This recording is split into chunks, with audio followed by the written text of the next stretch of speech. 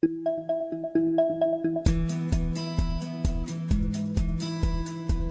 There's California, a podcast featuring members of the California State Senate Democratic Caucus in conversation about their legislative priorities, policies, their personal stories, and other related issues that help make California exceptional. From the state capitol in Sacramento, I'm Brian Green. This fall marks the end of the 2019-2020 legislative session, a term that started out with a new governor with a progressive agenda, a thriving state economy, and some bandwidth for lawmakers to focus on priority public policy. And then, like whiplash into a cataclysmic pandemic, a suffering economy, a resurgent emotional fight for civil rights in the streets, searing wildfires, and suddenly, lawmakers and constituents were looking at a state suffering deep tears in its fiscal, social, and environmental fabric. The close of this year's chaotic session also marks the close of the legislative careers of more than a dozen state lawmakers. Senators and assembly members who were termed out of office here at the end of 2020, having to close out their legacy public policy livelihood in a sobering COVID quarantine scenario that I know was not on their agendas or in their planning books for their final ride as state lawmakers. No mic drops, no victory walks. No choice but to reconcile their last year in office, focusing on pandemic emergency legislation and crisis state budgeting. Well, on this edition of Then There's California, we'll chat with another one of our California legislators who is leaving state office at the end of November, capping a 30-year hometown career in public office at both the local and state level, including 12 years in both the state assembly and state senate. State Senator Jerry Hill has represented the hills and highways and boulevards of the 13th Senate District as a family businessman and in public service, first as a mayor and council member in the city of San Mateo, then as a member of the San Mateo County Board of Supervisors, then as a state assembly member, and, for the last 8 years, the region's state senator. But Jerry Hill's legend and track record is not just the notion of public office, but public service. A tenacious lawmaker singularly focused for 30 years on improving the safety, well-being, and quality of life for Californians, with historical, life-impacting, and life-changing records of legislation and lawmaking that has actually set trends across the country. Senator Hill also holds the distinction for having the most bills signed into law than anyone else serving in the California legislature. This is Senator Hill's first time joining us on this podcast, and it has been on my podcast bucket list to talk to him in this format before he leaves office. And so here I am with the privilege of doing that just under the wire with less than a month to go, but we have a lot to talk about. Senator Hill joins us by phone from his home in San Mateo. Senator Jerry Hill, welcome to Then There's California. Brian, it's great to be with you. Thank you for the invitation. Glad to finally talk to you, sir. It's been quite a year, as I've said, and looking back at 2020, how did you survive legislating from a distance most of this year during a pandemic? Well, I think it's worked out quite well. The Senate and the legislature has been very thoughtful and safe. It's probably the safest place in California to spend some time. You can't move around. The minute you get into the basement, they're checking your temperature and your social distancing. Everyone wears a mask. It is a safe place, and I appreciate that. And that's frankly why I went to Sacramento, went to hearings, and participated in everything because I felt comfortable with that. And I think we had a productive year regardless of the pandemic. I certainly was able to succeed with some of my priority legislation, and I'm really happy with it. I know it was unusual, but I think we made the best of it, and we got a considerable amount of legislation done. Quick reaction before we move on with other discussion here. The ink is still dry on this presidential election, but wow, new positive voices and attitudes in Washington and a new California connection in the VP office from your neck of the woods, making history at the same time. How does California stand to benefit from this new leadership? Well, I think California is in a wonderful position to take advantage of the election and the new leadership in Washington. Frankly, we are and have been the leaders of the country.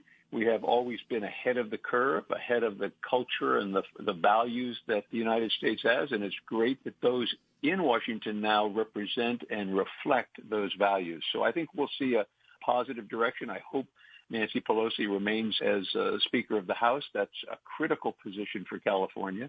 I think that will help, and certainly naturally with our new Vice President, that will be helpful as well. So I think we're in a great position, and just as we know, President-elect's COVID policy team that he's put together is reflected. I think 3 of those professors and leaders come from institutions in California already. So I think our voices will be heard, our values and the character of California will be reflected in the new administration. You're a native Californian, 30 years in public office in the Bay Area. You have seen and been part of the arc of growth and change in this state economically, demographically, and culturally. Reflect on some of those changes and also the consistencies. What hasn't changed here in California, for better or for worse? Well, I think what hasn't changed really is as I've always, growing up here and always looking at California, and maybe it's because I grew up here, as that leader. Things happen here before any place else in the world. And we've been able to, whether it's with the educational system that we have, the UC system, the state university system, and since I represent Stanford, the private universities are the best in the world. And that's just the beginning with the industries, certainly the tech community that I also represent.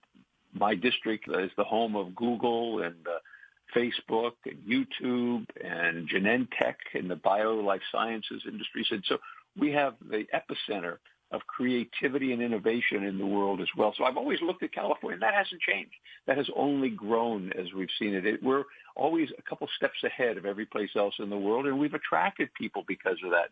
I do think that we've had our problems of late, and those problems that I think have been the greatest and the most serious impact is the disparity of income. In the district that I represent, if you take into account the cost of living, almost 20% of the population is actually living in poverty today. And that's only been exacerbated by the COVID problem and the pandemic. There are those who are struggling, and what I hope, and I think California will maintain that. We won't lose sight of that. We will make sure that we continue to provide for, protect. Certainly see that in the current administration. Gavin Newsom has done an excellent job of not forgetting, not losing sight of that disparity and those communities that need the help that we have. So I think that's important where we have that recognition. My concern is that we've seen greater polarization in the state. We've not gone as far politically as the federal government or in Washington. We still get along. We still can manage and I think govern together. But as to what we've heard and seen after the federal election coming from the other side and the parties, I'm kind of losing faith in that we can work closely together and that polarization is kind of rubbing off on California a little bit and that advocacy becomes more vitriolic than it has been. And that's the unfortunate thing that I've seen in the last 30 years is we don't get along quite as well as we used to. Senator, you seem to have a record of getting along and compromise and collaboration.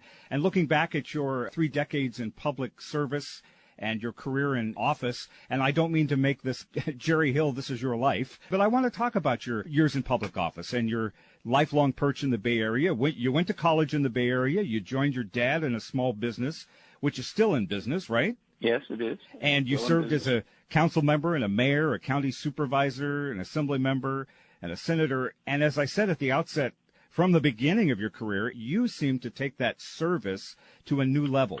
What in your career prompted that passion, that compulsion to advocate on California's behalf through policy?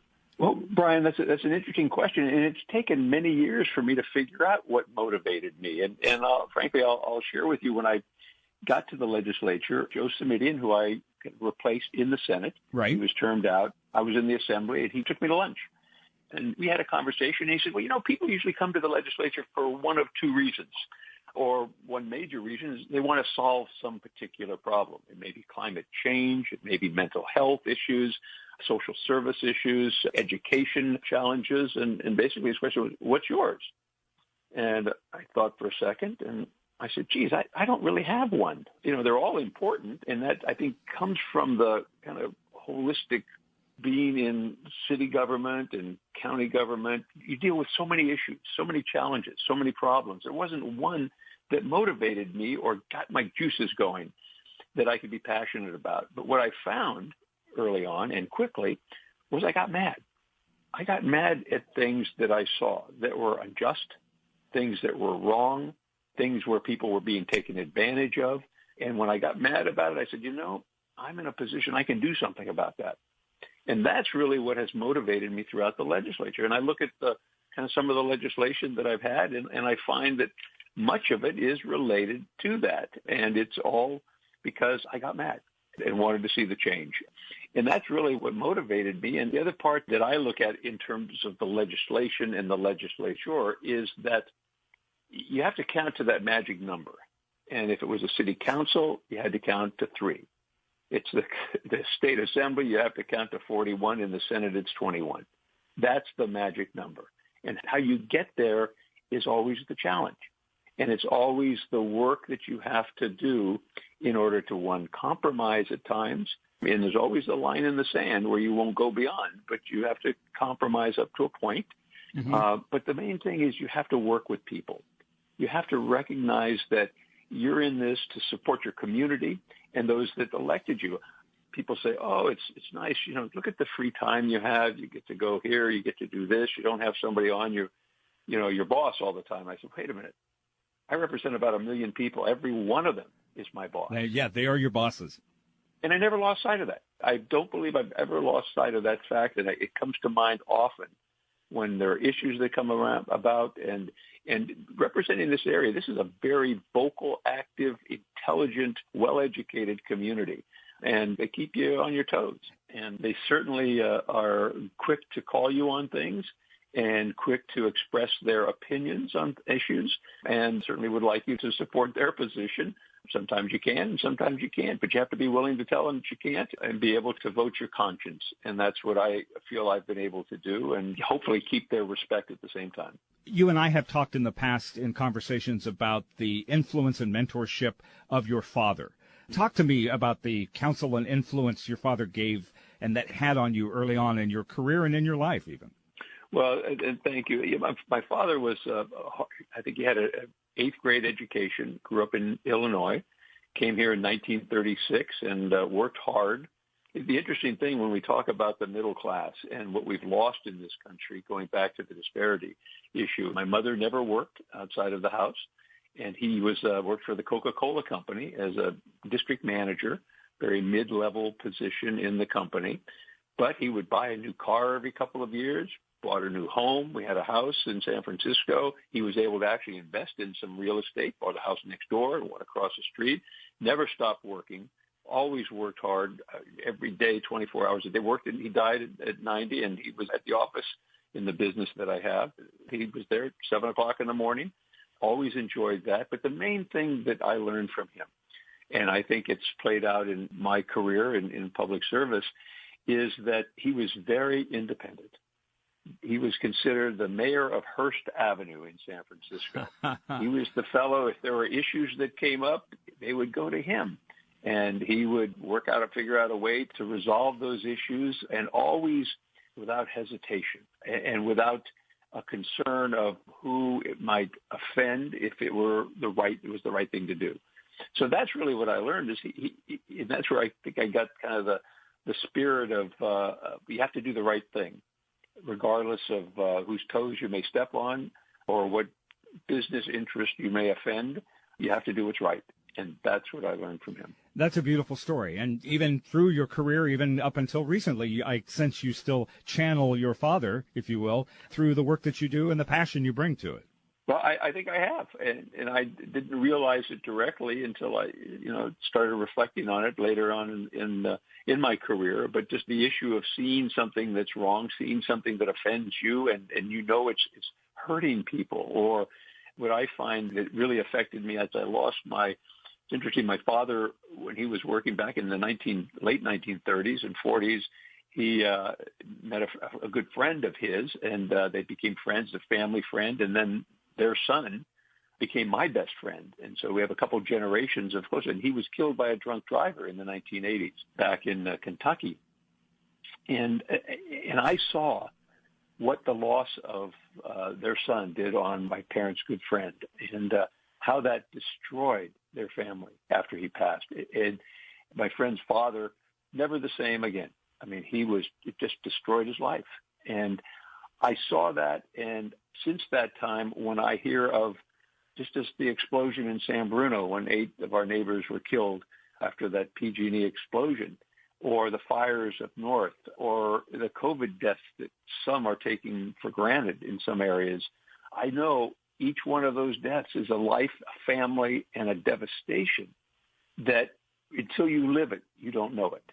And that's really what I've wanted to prevent, whether it's through legislation to try to make the utilities safer, or tobacco prevention, trying to keep those kids from smoking, picking up that first cigarette or e-cigarette, or whatever it is, whether it's the balcony collapsed in Berkeley that is identified as faulty workmanship by the contractor, or party buses when I did legislation related to party buses. And a neighbor in Burlingame, 19 years old, went to a 21-year-old's party, and it was a party bus. They pick you up at a parking lot, drive you around for a few hours drinking and partying on the bus, and they let you out of the parking lot. What did he do? He got in his car and killed himself probably about a mile from where I'm sitting today at a sound wall on the freeway. And I said, there's something wrong with that. And I know that family after that when I met them, and I saw that same devastation. And that could have been prevented. And now, because of the legislation that we've done, it is prevented. Because there hasn't been another case of that because of what we've done to make sure it doesn't happen again. And so I can just identify a lot of those areas where I've just seen that, but it's always with the understanding that if we can save someone's life, it's not just that person's life, it's that family that will not suffer those consequences.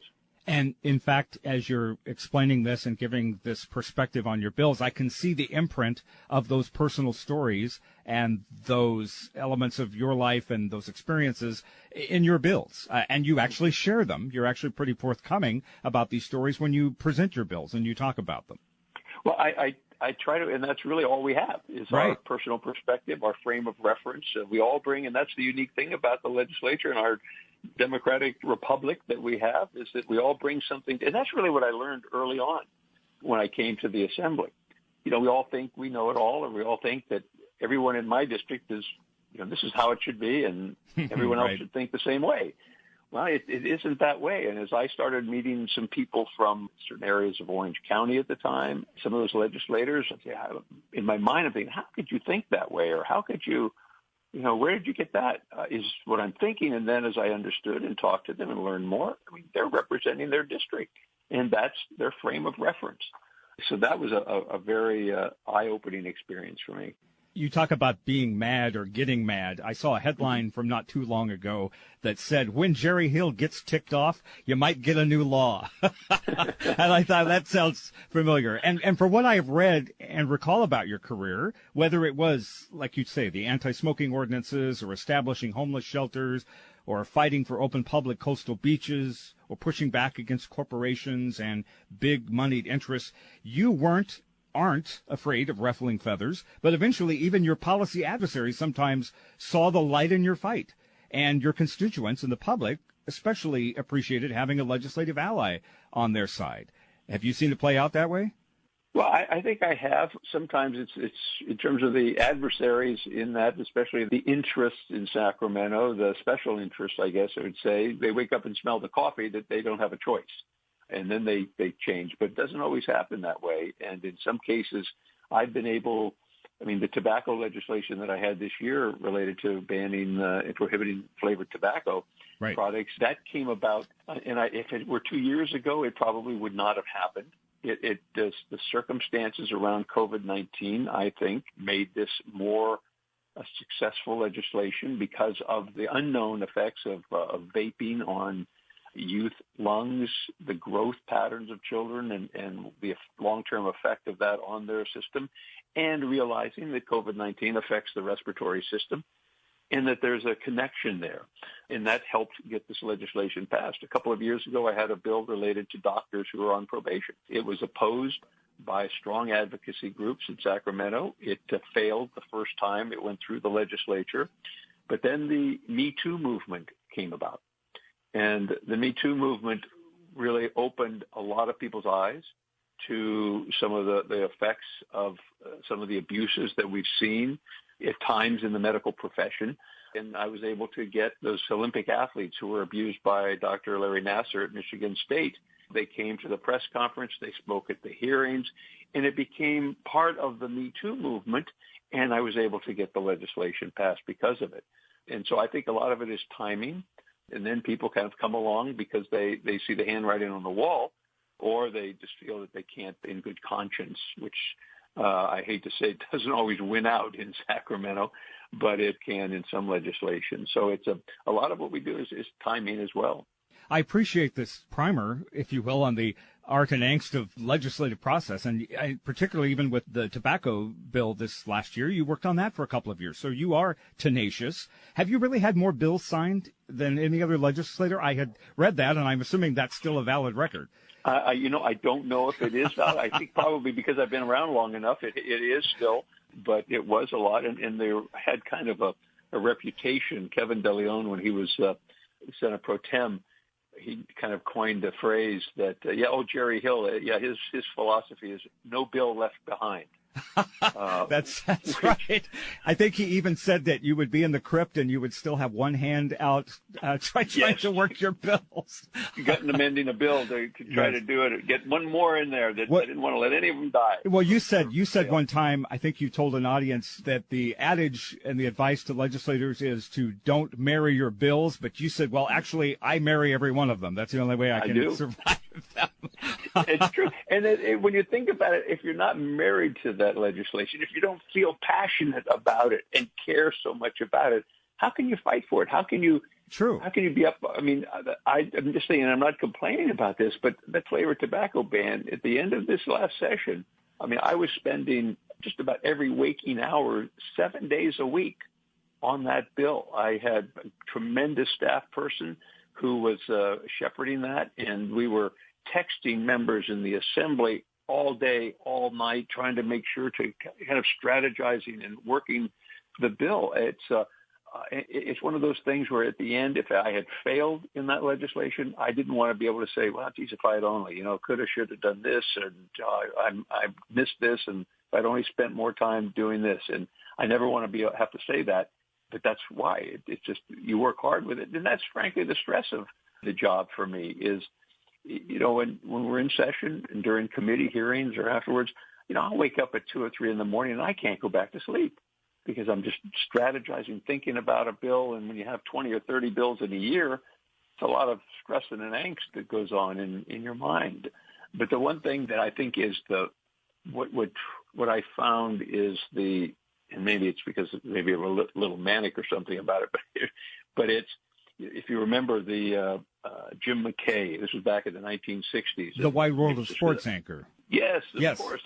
And the thrill of victory and the agony of defeat. Right. And that kind of, to me, encapsulates the legislature. The thrill of victory. There's nothing better than getting that bill passed or getting it signed by the governor. I mean, it's one of those Yahoo yes moments that you cherish. But then when you lose it or it dies or the governor vetoes it, I mean, that is the agony of defeat because you've worked so hard on these things and you put your life into it. And it's painful to lose it. But that to me just kind of identifies what goes on in the legislature. You mentioned PG&E earlier, and as an advocate, policymaker, one of the most profound and sharpest David and Goliath fights that you have been involved in at the center of your career, at least here in the legislature, is with California's monolith utility, PG&E. You have been the primary legislative adversary and public advocate pushing against PG&E for a decade, and it all started with that San Bruno explosion that you referenced. Take us back to that incident in your district 10 years ago and the aftermath, and what you discovered about PG&E's negligence in that tragedy and how it positioned you at that point for this long-term fight. And again, in fairness, PG&E is not here to represent their side of it, but you are the legislature. They had never met opposition like this until they met you. So here again is the example where you're polite, you're poised, you're diplomatic, but PG&E ticked you off. Well, and thank you, Brian, because it has been a very impactful piece of issues for me and has been a driving force for the last 10 years. In fact, to remind me on a constant basis, sitting on my desk in Sacramento was the framed names of the 8 people who lost their lives so that I would never forget them. And going back to that issue, for me, it's the loss of those lives that is the crucial aspect of it. But it was, that night I saw the fire. I was not in San Bruno. I was a little north of there, and I looked up and I could see, when I heard it on the news, I could see the flames in the hills of San Bruno. Didn't know what it was about until later on. But I guess the main part of it was, at first I thought it was an accident. Accidents happen. And then it didn't take long, as the onion was peeled away, that we realized that it wasn't an accident, that PG&E had diverted hundreds of millions of dollars from safety and maintenance. I mean, and this is all public information. I'm not making this up. Right. That they diverted hundreds of millions of dollars and diverted that to profits and bonuses for executives and to the company. And then when we saw the corrupt environment at the Public Utilities Commission, and that, to me, and the cozy relationship between the two, when that became more informed and disclosed and discovered, then I got mad. Then it was no longer an accident. To me, it was murder. And then I was going to fight them tooth and nail until it was disclosed, until we can get the change that was necessary. And I think we did. And PG&E is a completely different company today, especially the gas division. Unfortunately, what the reforms that we made and forced on PG&E in their gas division never translated to their electric side of their company. I would have thought that would have awakened them to look at that other part of their company and make the changes and disclosure and input that they needed, and they did not. And then that's what we saw a couple of years ago in their electric side of their company. But even to the extent that when I toured they have a new training facility in Winters. When they had the grand opening, actually the pipe is on display. The San Bruno, the 30-inch steel pipe is on display, and the erupted part, the exploded part, is there for every new hire at PG&E to see. And now they actually have a 5-day training course for new employees, whereas before, training was on the job. There was no set curriculum for new employees. So they've changed and improved, but it really caused me to, again, I didn't want anyone else to have to suffer through that loss, and we wanted to fight to clean it up. And I think we did in the gas side, and now after the fires and the electric side, we've made major improvements, the bankruptcy. And for me, going back to, as mayor of the city of San Mateo, I had one of the first ordinances in the state to prohibit smoking in restaurants and bars and in the workplace. First in the state in 1994. Right. And then that culminated this year, in my last year, with the ban on flavored tobacco products. SB 793 that you've mentioned. Yes, 790. And that will prohibit smoking. And so this last year has been a great one as a culmination of a long process for me in legislation and the tobacco. Also with the utilities and PG&E to have this fight for 10 years and go on. I was fortunate to be able to author, working with the governor's staff and working with the Pro Tem's office and the utility committees, SB 350, which is the alternative to PG&E. So within their bankruptcy exit plan, it's been approved, and they approved. If they fail again, if they do what they did before, the diversion of funds, whatever it is, if they start killing people again because of their negligence, because of the malfeasance of their resources, or whatever it is, then the Public Utilities Commission will take away their license to do business in California. And my bill has formed the Golden State Energy Company, which will buy the assets of PG&E, forming a nonprofit public benefit corporation that will be ratepayer-owned, and PG&E will no longer be doing business in California. To me, this is a good way to end that fight, and that path with PG&E and the utilities is now they will be out of business if they do it again. And so I think it's kind of gone full circle with that. And but I learned an awful lot, and frankly, going back, Brian, I found when I first started getting into the utility, it's not the most exciting subject.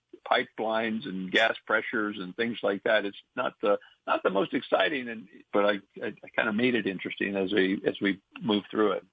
The ratepayer advocates, the safety advocates have to continue to be vigilant, because it could easily get back to the same position that they had prior to this, and that allowed for those conditions to exist. That cozy relationship. Safety is not sexy. Doesn't matter what field you're in. What I found is that the investments, time, the energy, because you spend all this money for safety and to make sure that you have a safe system of integrity, and nobody knows if that's money well spent because there hasn't been a problem. which is a good thing. I mean, that answers the question that it has paid off, but it doesn't have any value to it other than what you don't know and what we haven't seen, which is good. And that's the challenge. I mean, I see today with the public power shutoffs that we have, I'm hoping that there isn't this sentiment going forward that becomes the new normal for people and for our utilities, because there's no excuse for those power shutoffs. They're necessary until the infrastructure is safe, until the infrastructure is maintained in the proper way, till the vegetation management is done in the right way.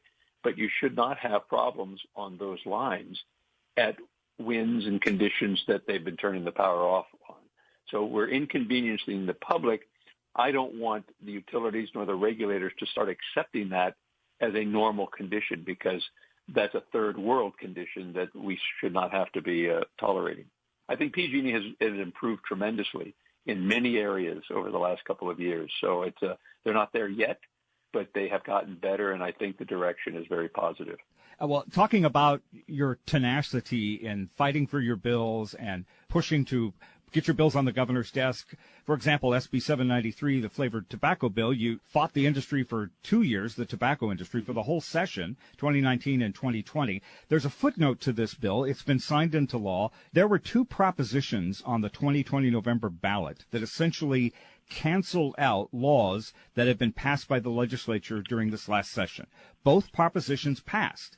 Now, not to make you litigate the details of those 2 issues, but there have been discussions in the wake of the election, just even in the last week or so as we speak, that the entities opposing the new laws who paid for and put these propositions on the ballot successfully are showing Californians and the special interests that you can buy your own laws by defeating these legislative mandates.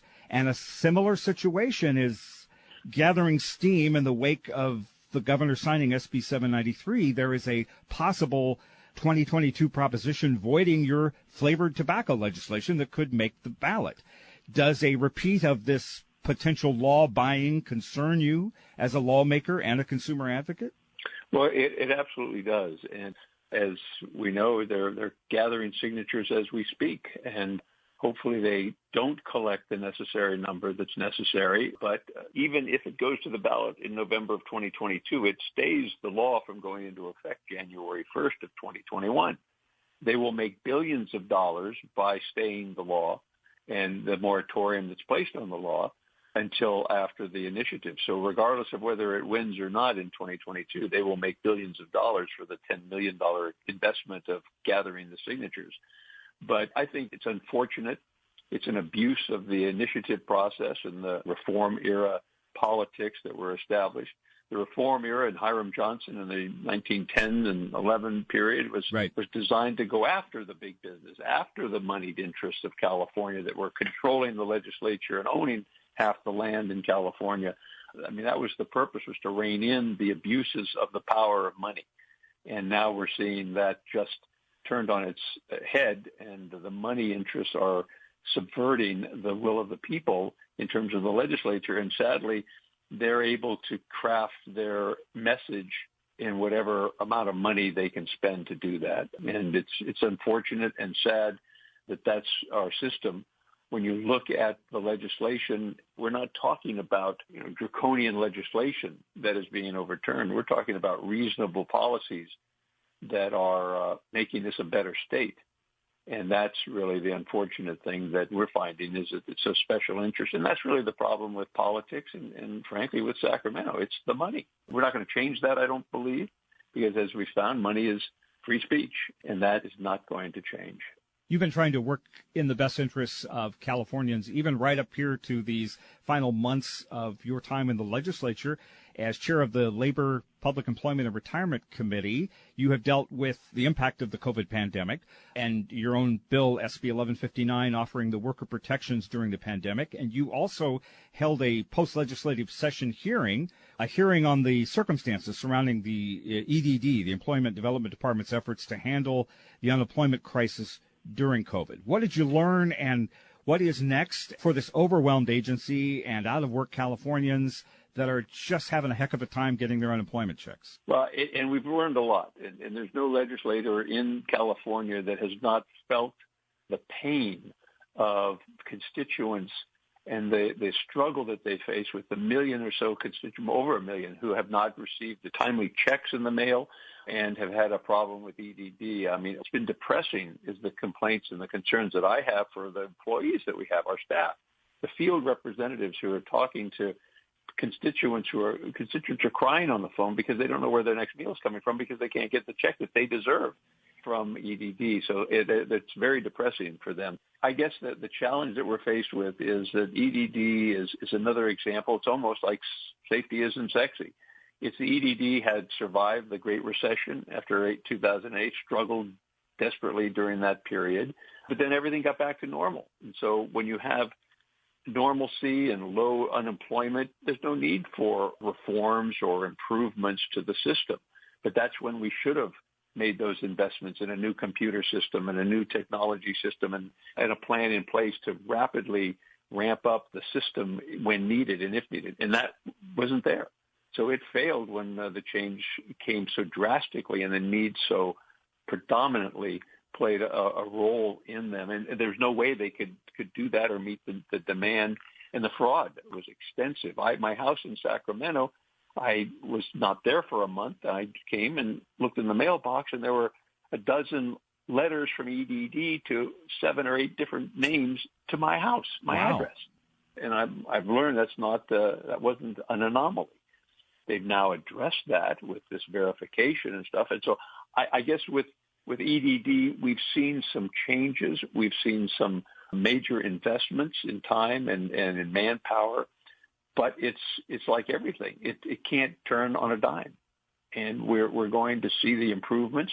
The task force that the governor put together, I think, has did a great job of creating where the problems were and addressing those. There's now going to be new leadership at EDD that I think was necessary. And we'll see the changes. But the struggle has been that it needs to be a rapid verification so that you know you're the person that's deserving of that the system works, the fraud can be controlled, and we'll see the payment. And it is improving, but the sad part is that the million or so that they were behind is not going to be cleared until mid-January. And that's still unacceptable. But you can't train people fast enough. You can't turn the system around that quickly. But I know the employees of EDD were working 7 days a week, holidays, everything, sure, to try and resolve some of the issues. So I'm pleased with that. I know 2020 has, as I mentioned at the outset, quickly turned out to not be the final year of the legislative service that you had likely dreamed of or expected. I've brought this issue up with a couple of your termed-out colleagues in recent podcast episodes, Senator Jackson and Senator Monning among them. How are you reconciling the fact that in terms of legislative priorities and plans and perspectives, you're not getting to end your legislative career on your own terms? Is there a sense of unfinished business for you because you have accomplished so much and put so much helpful policy into law? Are you walking away feeling like, if only? Well, no, I'm not. I feel satisfied with what we've been able to accomplish. I do know that there will be issues that come to mind, issues that I will see. A lot of the work that we've done has come from constituents who've raised issues, and then we followed through to make the changes to improve their lives and those around California. And those issues will not go away. There will be new ones and more that I will now hear about and say, oh, if I only knew, oh, if I could have, I would be doing it. That's going to be the frustrating part in the future, is I will not have that ability to make the change that I will feel would be necessary to improve people's lives going forward. That will be the hard part. But I've always, I'm walking away with kind of a good feeling. I served 6 years in the California Army National Guard back in the 1960s and early 70s. And as a student of history, and especially of American history, I've always valued the idea of the citizen soldier. And the National Guard is the citizen soldier. They, live in the community, and when needed, they're there and trained and ready to act. And it's the same with an elected official or a public official. You get elected, our system is so special, so unique, And at least I believe this. Unfortunately, our president doesn't today. But, you're elected for a time and period, and when it's over, you walk away, and hopefully you can hold your head high and look back at your accomplishments. But then it's time for someone else to come in and carry on with that. The phone may stop ringing. The emails may stop coming. But that's the way the system is designed to work, and that's the way it should be. You're a citizen. When a person is a citizen public servant or a citizen soldier, they bring the best of the community to that job, to that position, and can serve it the best. So I feel good about it, and looking forward to not having anything to do for a while. That may last 10 minutes or so, right. But we'll see. Well, I'm glad you brought that up. You have probably been asked nearly every day for at least the past year, what are you going to do next? And you have a right not to answer. You have a right to be undecided or change your mind. But I don't see Jerry Hill walking off into the sunset and not having a voice. Talking about being a citizen soldier or a citizen politician, are your advocacy and justice instincts going to keep you off the sidelines in the future? I don't know. I think that there will be issues that will come to mind or things that I will see. And Brian, the thing that, and I do want to share that you learn so much in the legislature as a member. And one of the things that hit me hardest this year was the Black Lives Matter issue. Right. As a white guy and, growing up white in white communities, I was born and raised in San Francisco, very diverse community. Even then, I really learned to value cultures and diversity and the uniqueness that everyone brings to the table. And I think that's a gift that my parents gave me. So, a lot of the prejudices I don't think I had as much as some people have in this country. Mm-hmm. But the one thing that hit me that has become more real as the Black Lives Matter issue has come to the forefront has been, and when we had the hearing this year as the chair of the Labor Committee on the Affirmative Action Initiative that Assemblymember Weber brought. And I was driving to Sacramento, it was, I think, a Monday, and thinking about the hearing. And as I was driving up there, I was thinking, trying to put myself in the position of a black man. And that's impossible to do. But I said, well, if I'm driving up and if I look in the mirror and there's a red light behind me, I'm going to pull over. And as I'm pulling over, I'm going to be thinking in my mind, well, what am I going to do? And coming to mind, the first thing is going to be, can I talk my way out of it? 2, am I going to traffic school or will I just pay the fine? Those are the 3 things that went through my mind. Now, if I were a black man under those circumstances, what I've learned and through the understanding of my colleagues and the world events is that ain't what's going through their mind. And that's not right. So that's an awareness and an awakening that I've had from the legislature. And maybe my direction will go into that because some of those injustices that we see in society that I think should be corrected and changed because there are lives that are lost there as well as any other lives lost that shouldn't. I appreciate that profound honesty. Thank you for sharing that and how this civil rights issue this year and the protests and the actions across the country have affected all of us in ways that are important. You make me think of the next generation coming forward. There's a 25-year-old young man elected to the Assembly from the Bay Area coming into office in this next session. 25 years old.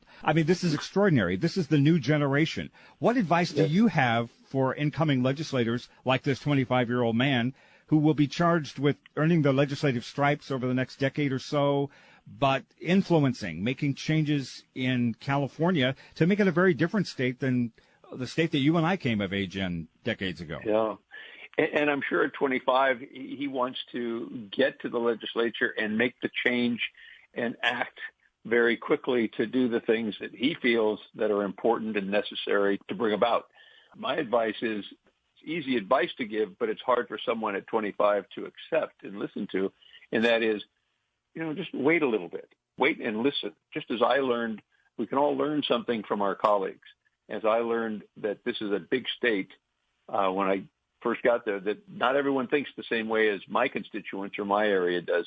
Kind of sit back and kind of take it all in for a little while and then become that force. Now, that I think is an appropriate course of action, but there's the alternative that, well, I wasn't sent here to sit and do nothing. I need to take action and do what I need and feel is justified. And some I've seen legislators, when they change term limits and they have a 12-year run now instead of the 6 in the Assembly and 8 in the Senate maximum.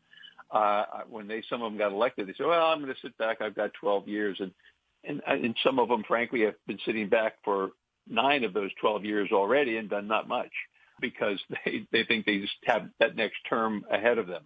So you can also carry that too far. But I do think it's important to kind of listen and learn a little bit about the processes, because going back to the issue, you got to be able to count to 41 in the Assembly. And you're going to need your colleagues. You need their respect. You need their cooperation, collaboration, and you want to do that in the right way. So sometimes you have to sit back and understand it, get a good feel for it, and then you can be more effective, I think. Senator Hill, on behalf of California, thank you for not sitting back the last 3 decades. But I hope you get a chance to sit back now and breathe a little bit and spend time with your family. You're a grandfather, right? You have a couple of grandkids. Tell me about what you're feeling about being a grandfather. I'm one too, and as I say, it's the reward for parenting. But tell me about your grandkids. It is the reward for parenting, and it's wonderful, Brian. I have 2 granddaughters. One is 6 and 9.